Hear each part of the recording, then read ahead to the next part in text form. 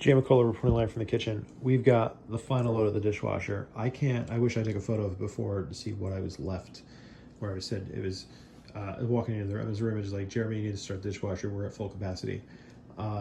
It was not optimal. I don't know if I did the best job. That's entirely subjective. I'm coming. But this is what I came up with, and I'm pretty proud of this. And it's bedtime. We got a Mr. Men book. I'm out of time. See you tomorrow at the John Samer 5K. Bye-bye. Gotta go to bed right now. Bye-bye. Coming.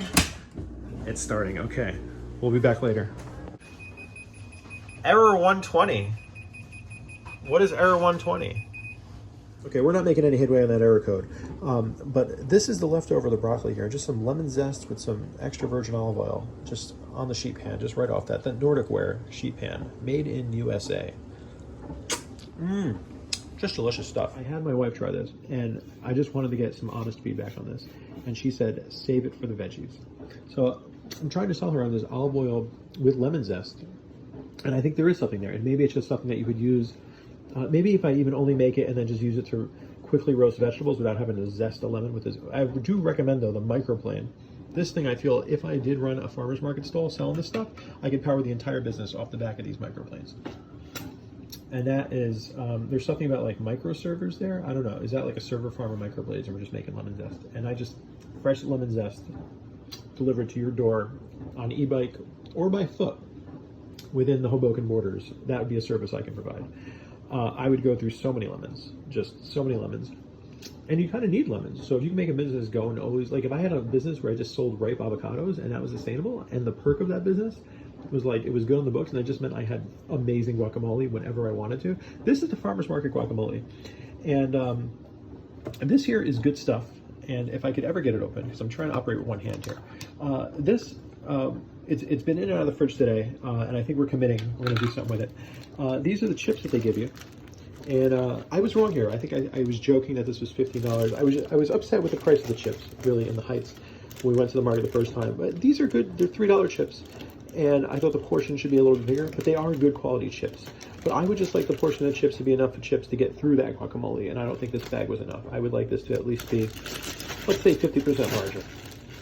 But that said, these were amazing chips. There was some earlier footage of me munching down on these chips.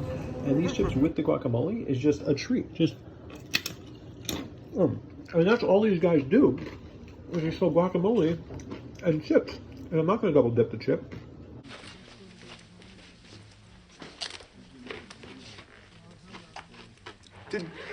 Did you just double dip that chip? Oh, you can see the color differential there. That's actually interesting. So maybe, I mean, it still tastes as good, even though it is just a little bit of discoloration. So I guess if you're bringing it to a house party or something, you're going to probably want to keep it in the fridge all day. But it was delicious, fresh. And I didn't see the big bowl. We had that in the Heights earlier. That's where I saw the big bowl today. They were selling out of the cooler. I don't know, maybe you just don't want to make guacamole under a viaduct with all that traffic above you, the same way you would do it out in the Heights when you're just under that amazing sky that you get from Riverview Fisk Park. Oh, outstanding crunch. Got these guys from Angelo's with some shrimp. Great stuff there in their front window. I wouldn't pay that much for Kewpie mayonnaise. You guys are doing $10. I actually found some in the shop right in the back of Hoboken. They're about $5, and we love Kewpie. It's a great mayonnaise. But I appreciate like this selection. This is something that I definitely wouldn't get anywhere else, and we're looking forward to getting into those. With some cheese, we got some of that. Who did that tonight? Where is it? We're gonna do an episode where we just. I'm sorry, I gotta be cleaned up here. We're gonna reheat this properly because they gave us extra sauce. Those guys, what great value! And now the cheese is somewhere up here. Just a ricotta forte in the back there. If you can see it hanging out. Where the heck did it go? It's here somewhere. Oh, there it is. Cynthia likes to hide things up here for me. This is it. This is the Italian blue with the pistachio from Le Petit. I gotta look up these guys.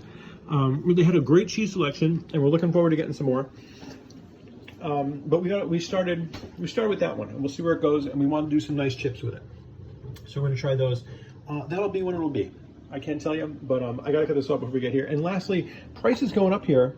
Bellini, Cipriani, just got these I think for $14.99, and they said they now pay $16 for them. Say they're bumping the price up to 18 or 19 bucks. It wasn't in the system. It was $45,000 for 4 of these. They're just, I don't know, they need some inventory there, some better inventory. It really just shuts the whole place down.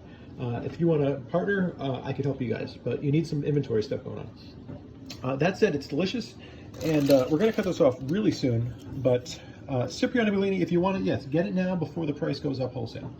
And so we're looking for a new distributor for that. I would sell that in my little store, I guess. If I sold this and I sold, if we always had a bottle of Bellini and then we always had avocados, that'd be a pretty cool store. Because I guess they don't really go well together. I mean, they're working. You tell me in the comments how this video is working. I don't know. We'll send it back to testing and we'll come up with some better content for you. But otherwise, see you at the John Stammer 5K tomorrow. Thanks for hanging out with me on Saturday night. And Milo's coming back soon, so we'll take it there. Bye-bye. I really hope that new rug fits, because otherwise, you're going to have to cut this door, because I didn't measure that, and this rug is just on its last limb there. Hello, IT? Have you tried turning it off and on again? What if the answer was just turning it off and on again, and that's what the website was trying to tell me? But you just, you can't say everything is E. You got to tell me error code 120 might just mean E. I don't know. We'll see if this fixes the stove. Set the clock. Okay. I guess that was the model number of the stove, some boot up sequence. I really wish this is like open hardware here. But do you want a smart stove that's running an Android? That's the question. I don't know. Like control boards versus maybe this would never happen on Android, but then the whole thing would just stop working at some point. What time is it here? I don't know. Let's say it's, what time do I want it to be? This readout tells you where you're going, this one tells you where you are, this one tells you where you were. You input your destination time on this keypad. There you go. See, they don't, if you forget how to do that, now you're screwed though, and you're going to have the wrong time. Kind of like in someone's car. 49, so it's probably 50 now. We'll say time again, and we're done. It's now 8:50 p.m. And now we're on time. We're back on time here. Maybe this fixes it. If we get another error code 120, then Yuri, I'm definitely, I won't do a video call, but maybe I'll definitely text you a bit. I might throw in some emojis. But I hope you're having a good night. And Irene, it was pleasant seeing you across the street. Yes, we should make time to bump into each other. But I was so distracted with the Adams Halal, and just let me tell you, those guys, I'm doing the Lord's work over there. Absolutely love their product. Meals for days here. 12 bucks gets you a huge platter, cooked with love. Oh, Cynthia's back. We're back with Milo. Let's give it up for our oldest contributor to the program, Milo Nee, age 16. Let's get some applause for this little guy. And he tugs. Was he tugging? Good poops tonight? He didn't poop? You didn't poop, buddy? All right. Well, we don't want to embarrass you on camera. All the way around church towers, and you didn't poop. But then, if you go all the way around church towers and didn't poop, that's like Emma getting a whole story on the potty and not peeing. And you just really don't got to go. Okay, there it is. See you later, Milo. Bye-bye.